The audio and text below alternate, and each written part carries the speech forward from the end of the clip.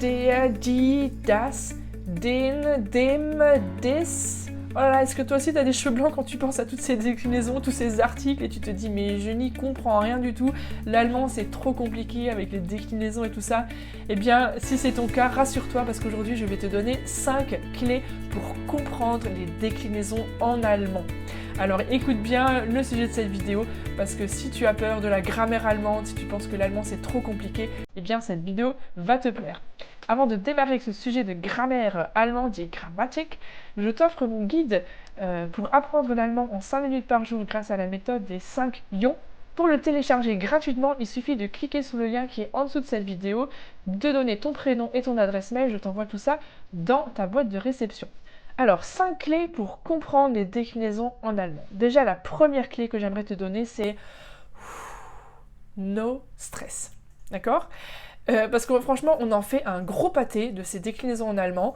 J'en avais d'ailleurs publié une image un peu humoristique sur Instagram il y a quelques temps. On en fait tout un pataquès et finalement, l'essentiel, moi je trouve, quand on veut apprendre l'allemand, quand on veut pouvoir se débrouiller en Allemagne, pouvoir passer des vacances, être capable de discuter avec les gens, de se renseigner, de demander son chemin, d'acheter un billet de métro ou d'un billet de musée, pour visiter un musée, dans ces conversations, dans cette situation du quotidien, la grammaire, les déclinaisons, tout ça, franchement, on s'en fiche. Et d'ailleurs, même les Allemands font parfois des erreurs. Il y a certains noms qui n'ont pas le même genre dans certaines régions. On va dire die Butter ou bien der Butter, ça va dépendre. Donc même les Allemands ne sont pas forcément toujours d'accord si c'est der ou die ou das. Donc nous, en tant qu'étrangers qui essayons d'apprendre une langue, on va quand même pas se prendre la tête et se bloquer, s'arrêter dans notre apprentissage juste à cause de ça. C'est pas l'essentiel, on peut tout à fait communiquer tout en faisant des erreurs de cas. Et aussi, ce qu'il faut savoir, c'est qu'il y a une logique là derrière. C'est peut-être pas la même logique que dans la langue française. En français, on dit le soleil, alors qu'en allemand, c'est die Sonne, donc féminin. Oui, la logique est différente, mais une fois qu'on comprend la logique allemande, eh bien, finalement, on se rend compte que c'est tout à fait possible d'apprendre l'allemand, de communiquer, de comprendre la logique de la grammaire allemande, et puis même si on fait des erreurs, c'est pas si grave que ça. Je t'avoue, et je le dis souvent dans mes vidéos, tu m'as certainement déjà entendu le dire, il m'arrive encore de faire des erreurs, de me tromper entre un K, entre un D, entre un D, entre un des ou der ou je sais pas quoi, il m'arrive encore très souvent de le faire. Alors à l'écrit, ça saute un peu plus aux yeux, on s'en rend compte. À l'oral, je t'assure, et c'est véridique, à chaque fois que je vais en Allemagne, on me prend pour une Allemande. Bon, c'est un peu facile, j'ai le physique qui va avec, je suis grande blonde aux yeux bleus, donc on me prend facilement pour une Allemande, mais franchement, très très très souvent, quand j'y vais en famille, les gens croient que mon mari est un Français qui a épousé une Allemande, et c'est seulement au bout d'un long moment que les gens me disent « mais en fait, t'es Allemande ou pas ?» Enfin, ils comprennent pas, parce qu'ils m'entendent parler aussi bien l'allemand que le français, ils ne se rendent même pas compte que je fais encore des erreurs de déclinaison. Donc on arrête de stresser. Première clé que je voulais te donner. Bon, on va maintenant quand même aller un peu plus sérieusement, même si la première clé je trouve est très importante. Déjà, il faut connaître la base, d'accord ? Donc si tu n'as jamais fait d'allemand de ta vie, ce qu'il faut savoir, c'est qu'en allemand, il y a 3 genres. D'accord ? Il y a der pour tout ce qui est masculin, il y a die pour tout ce qui est féminin, et il y a das pour tout ce qui est neutre. Donc masculin, féminin, c'est facile, on a le et la, en français c'est pareil. Mais en allemand, il y a en plus le das pour un genre neutre, donc il n'est ni masculin ni féminin. Et il y a des objets, tu sais pas pourquoi, c'est neutre, mais c'est comme ça. D'ailleurs, si tu veux en savoir plus sur pourquoi le der, die, das, qu'est-ce que c'est tout ça, et puis comment savoir quel article choisir en fonction du nom, il y a des règles à connaître, comme je te le disais dans la première clé, il y a quand même une logique dans la grammaire allemande. Il y a beaucoup moins d'exceptions d'ailleurs que dans la grammaire française. Donc si tu veux revoir, je t'invite à aller voir dans ma playlist sur la grammaire. J'ai fait 2 vidéos là-dessus. Der, die, das, mais qu'est-ce que c'est ? Et une autre vidéo sur comment savoir lequel choisir. Donc je t'invite à aller voir, où là j'explique vraiment en détail ces 3 genres. Donc il y a effectivement 3 genres, der, die, das. Et en plus il y a 4 cas. D'accord ? Il y a le nominatif. C'est tout ce qui correspond en français au sujet, d'accord ? Quand on dit le chat monte sur l'échelle, qui est-ce qui fait l'action ? C'est le chat. Donc c'est le nominatif, c'est le sujet, on a ça en français aussi. Hein. Ensuite, il y a l'accusatif. L'accusatif, c'est le chat mange une souris. Le chat mange quoi ? Il mange une souris. En français, c'est le COD, complément d'objet direct, ça te rappelle des trucs normalement. Donc on a ça aussi, hein, sauf qu'en allemand, c'est l'accusatif. Et du coup, ça change aussi l'article, mais ça je t'en reparle dans l'autre vidéo. Et ensuite on a le datif, par exemple, j'ai demandé à ma mère, j'ai demandé à qui ? à ma mère. En français, c'est le COI, complément d'objet indirect, puisqu'il y a une petite préposition avant. On fait de la grammaire, hein, on est en fond dedans, mais c'est juste pour te montrer qu'en fait, datif, accusatif, on a ça en français aussi, on a le COD, le COI. Et en plus, en allemand, on a le quatrième cas, c'est le génitif, quand on indique la possession. C'est la voiture de mon père. Et donc du coup, là, ça va être le génitif parce que la voiture appartient à mon père. Sachant que franchement, à l'oral, les Allemands utilisent de moins en moins le génitif. Donc ce quatrième cas, on peut quand même pas s'en passer parce qu'on le retrouve assez fréquemment. Mais voilà. Ces cas-là, on les a en français aussi, sauf qu'en allemand, bien, ce qui complique un petit peu la chose, c'est que l'article change. Donc quand on dit le chat mange la souris, on va pas redire la, mais l'article va changer. Parfois et encore pas toujours, hein. Mais bon, je vais pas rentrer non plus trop dans les détails, ce que je veux simplement que tu comprennes, c'est voilà, déjà la base, il y a 3 genres, il y a 4 cas, mais il y a vraiment une logique derrière. Et quand on comprend cette logique, on est vraiment capable de l'utiliser à bon escient. Et en fait, moi, j'ai appris tous ces tableaux que tu as peut-être vus, hein, ces tableaux de déclinaison si tu as appris l'allemand à l'école. J'y comprenais jamais rien. Et puis, il y a un moment où ça a fait un déclic, où en fait, en parlant et en écoutant les gens parler fréquemment, en m'immergeant dans la langue au quotidien, j'ai compris en fait toute cette logique. Et à un moment, le déclic s'est fait et j'ai pu l'utiliser, même s'il m'arrive encore quand même de faire des fautes. Je préfère être honnête avec toi, mais j'ai compris cette logique, elle est quand même beaucoup plus logique. Et quand je réfléchis, j'arrive à corriger en fait. C'est souvent qu'à l'oral, en fait, je m'en fiche un petit peu. Donc, moi, le but, c'est de discuter avec les gens et je m'en fiche si j'ai dit den ou dem ou quoi. Et d'ailleurs, il y a une petite astuce à ce sujet que je te donnerai dans ma 5e clé de cette vidéo. Donc, reste bien jusqu'au bout si tu veux savoir l'astuce imparable à l'oral. Pour terminer avec cette 2e clé, ce qui est vraiment important, c'est quand tu apprends des mots en allemand, de toujours apprendre l'article qui va avec. D'accord ? Pour vraiment toujours bien apprendre le genre. N'apprends pas juste Tisch pour la table, mais apprends der Tisch. D'accord ? N'apprends pas juste Fenster pour la fenêtre, mais das Fenster. Oui, parce que Fenster, c'est neutre. Mais donc, c'est vraiment bien important quand tu apprends des noms. Et il y a par exemple des applications comme Duolingo qui te permettent d'apprendre du vocabulaire. C'est pas ça qui va te permettre de parler, mais ça va te permettre au moins d'apprendre du vocabulaire. C'est quand même aussi important. Et du coup, apprends toujours bien l'article avec, ça c'est vraiment important. 3e clé à connaître, donc la 2e c'était déjà la base, il y a 3 genres et 4 cas. 3e clé, c'est qu'il y a des prépositions, d'accord ?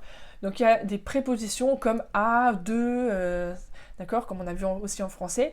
En allemand, il y a des prépositions qui sont forcément suivies de l'accusatif, forcément suivies du datif, ou il y en a parfois, et ça complique un peu les choses, qui sont suivies soit de l'accusatif, soit du datif. Pour ça, j'ai fait toute une série de vidéos à ce sujet sur les prépositions suivies de l'accusatif, suivies du datif ou de l'un ou de l'autre. Donc je t'invite aussi à aller revoir dans ma playlist de grammaire si tu veux revoir tout ça en détail. Mais du coup, ça permet, quand on sait que voilà, après telle préposition, c'est toujours le datif, après telle préposition, c'est toujours l'accusatif. Du coup, quand on a compris la logique, on peut l'utiliser beaucoup plus facilement. La 4e clé, c'est les verbes.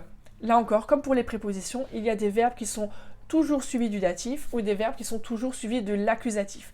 Donc ça permet là aussi, quand on comprend cette logique, de connaître la suite de la déclinaison en fonction du verbe qui est présent. Donc pour te donner un exemple de quelques verbes qui sont toujours suivis du datif, il y a par exemple danken, ich danke dir, je te remercie.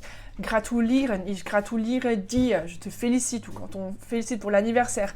Folgen, ich folge dir, donc je te suis, c'est toujours le datif. Il y a aussi des verbes qui sont toujours suivis de l'accusatif. Par exemple, abholen, ich hole dich ab, donc c'est dich et pas dir, d'accord, puisque c'est l'accusatif. Ich treffe dich, je te retrouve, on se rencontre à tel endroit. Ich treffe dich, ich frage dich. D'accord ? Donc il y a des verbes, et je te les remettrai dans la description, qui sont toujours suivis de l'accusatif ou toujours suivis du datif. Ça permet de ne pas toujours hésiter, mais d'apprendre là aussi des structures, de ne pas apprendre juste fragen, ah oui, fragen c'est demander, mais d'apprendre tout de suite une structure de phrase et de dire ich frage dich. Er hat mich gefragt, d'accord ? À l'accusatif, ça va être toujours les dich, les mich, etc. D'accord ? Les pronoms réfléchis. Mais ça, c'est le sujet d'une autre vidéo, mais apprends toujours les mots dans un contexte, les verbes dans un contexte, pour que tu aies tout de suite les structures justes, et pas juste le verbe fragen, pour prendre l'exemple, mais ich frage dich, et donc le dich, du coup, tu sais que c'est l'accusatif. Donc ça, c'était la 4e clé par rapport au verbe toujours suivi de l'accusatif ou du datif. Et la dernière clé que j'aimerais te donner pour enfin comprendre les déclinaisons en allemand, c'est que en fait, on se prend beaucoup la tête. Hein. Je reviens sur la première clé que j'avais là-dessus. On s'embête beaucoup avec cette grammaire, on lui met un gros dos de lui dire qu'elle est tellement compliquée, etc. Mais finalement, il y a des astuces, déjà de pas s'embêter, même si on fait des erreurs, c'est pas grave, l'essentiel c'est de parler. Et aussi à l'oral, justement, surtout quand tu es à l'oral, eh bien tu peux simplement avaler la fin de la terminaison. Si tu es pas sûr si c'est dem ou der ou den ou quoi, ben tu avales en fait simplement la fin de la terminaison, tu dis juste le de, ich habe dich gesehen, et on n'entend pas trop si on a dit dich ou dir, ou bien oh, ich habe die Katze, der Katze, qu'est-ce qu'il faut dire? Oh, ich habe die Katze gesehen. T'as juste dit de Katze, mais personne ne sait si t'as dit der Katze, die Katze ou quoi, mais voilà, ça passe, d'accord? Ou ich habe den Mann gesehen. J'ai vu l'homme, je ne savais plus si c'était der ou den ou dem. Ich habe den Mann gesehen. J'ai juste dit le de Mann gesehen et ça passe très bien. Donc ça, c'est une petite astuce que je te donne à l'oral, vraiment. Te prends pas la tête, tu avales la fin des mots, et dans le cas où tu n'es pas vraiment sûr si c'est ein, einen, un, une, einem, einer, bah tu dis zwei. D'accord? Ich habe eine Katze, einem, ich habe zwei Katzen. Et là, du coup, on s'embête plus à essayer de décliner puisqu'on dit deux ou trois ou un nombre tout simplement. Bon, après, il y a des choses, ça marche moins bien si tu veux dire ich habe zwei Autos. Ouais, pourquoi pas, j'ai 2 voitures. D'accord, donc c'est une astuce que m'avait donnée une prof en Allemagne et je trouvais ça vraiment super.